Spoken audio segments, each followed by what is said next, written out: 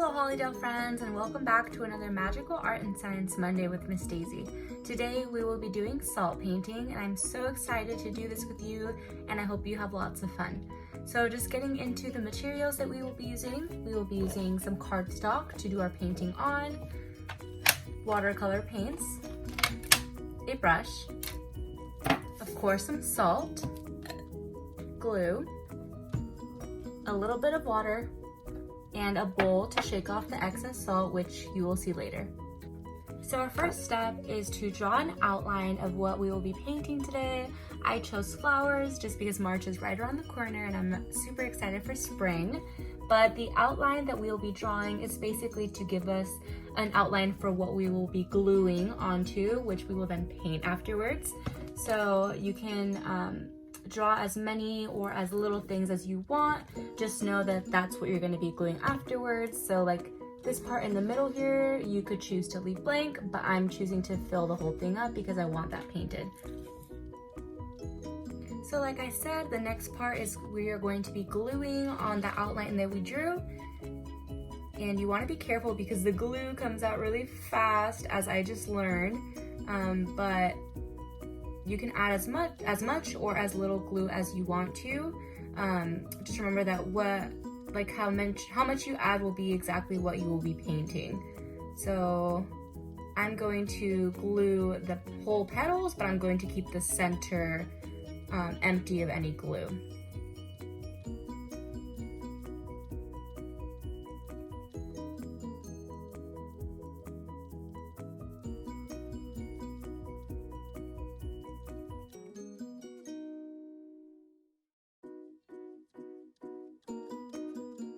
Okay, and this is the final product with all the glue on top of it. Next is the fun part, which is sprinkling the salt on top of our glue. So I'm going to get my bowl ready. Like I said, we're going to dump off any of the extra salt into the bowl. And the easiest way, for me at least, is just to sprinkle the salt directly on top of the glue. So following that same exact outline as before. But that's why we have the bowl, so if you put too much salt, we can easily just shake it off. And you want to make sure that the glue is completely covered, because if it's not covered with salt, then the watercolor will not stay on top of it. And if you put the glue close to the outline like I did, be prepared to have a little bit of salt on your table. If you want to avoid making any mess with the salt, I would recommend getting a piece of cardboard or a paper bag to put underneath your paper, so you can easily just throw it away if you don't want to deal with the mess.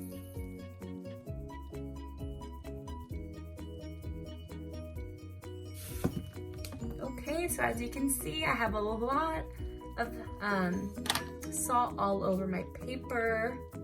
Trying to show you without dropping it everywhere, but that's how it should look. You should want your glue to be completely covered.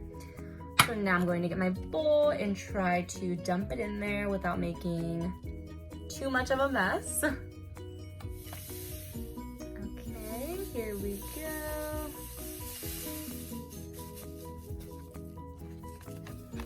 Give it an extra shake. Oh, see what I mean? Lots of salt everywhere. Give it some extra shakes just to be sure it's all off. And this is what it should look like. So as you can see, it's pretty raised off the paper, which is a good thing. And the salt is covering all of my outline. If there are some pieces that didn't get salt, you can just grab the bowl with all your salt and do it again. Mine look like they are all covered with salt, so I'm not going to do that step. But again, just giving it some extra taps to get any extra salt off of it. Now we get to our final step, which is painting our salt painting. So I have a little jar full of water to dip my paintbrush in so that you can easily get your paint wet. You can use a bowl or a cup or a jar, really anything that you can hold your water into. So we're going to give a little you're gonna wanna get your paintbrush a little bit wet enough to pick up the paint, and we're gonna start painting. So the easiest way is to select your color. So I'm just gonna start off with green to show you all how it looks. And you're going to want to do a dabbing motion. So let's see if we can get closer here. So you're just gonna dab on the salt and see how quickly that soaks up and spreads. So you're gonna wanna do it very gently because it picks up the color really quickly. So we're just going to do that for the rest of our painting.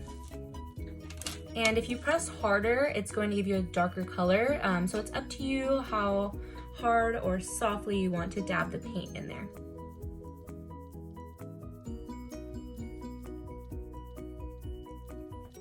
So the more water you get onto your paint, the faster it'll spread out. So I'm going to basically like add a couple of droplets of water into my paint so that it's just easier for me to paint over the salt and get my paintbrush really full of that paint.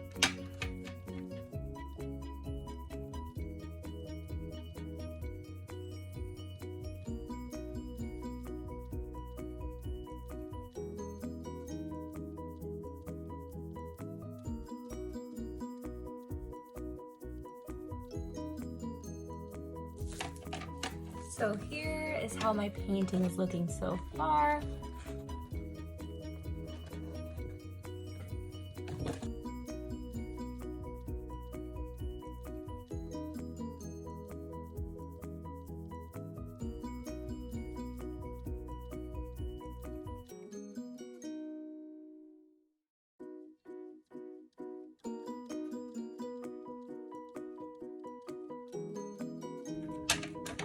Okay, so now that this is drying off a little bit, I just wanted to give you an update on the same one as before and show you how it's kind of like crystallizing and the colors are mixing more together. This is my second one, and there's that. So the colors really diffuse together because of the water. So just keep that in mind when you're putting two colors side by side, they might mix together a little bit.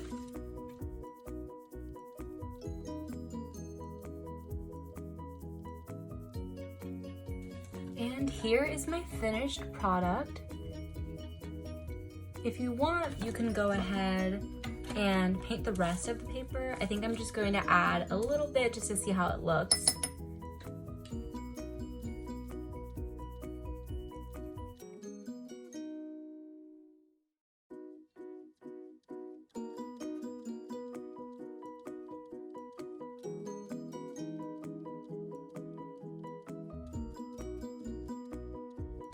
So this is my final product. As you can see, even after painting over it, the salt is still very raised. After the salt dries off completely and starts flaking off over time, your painting will still be looking amazing because after the paint seeps in through the salt and touches the paper, it keeps the outline of the paint. So you don't have to worry about your creation getting messed up. It'll still look so great.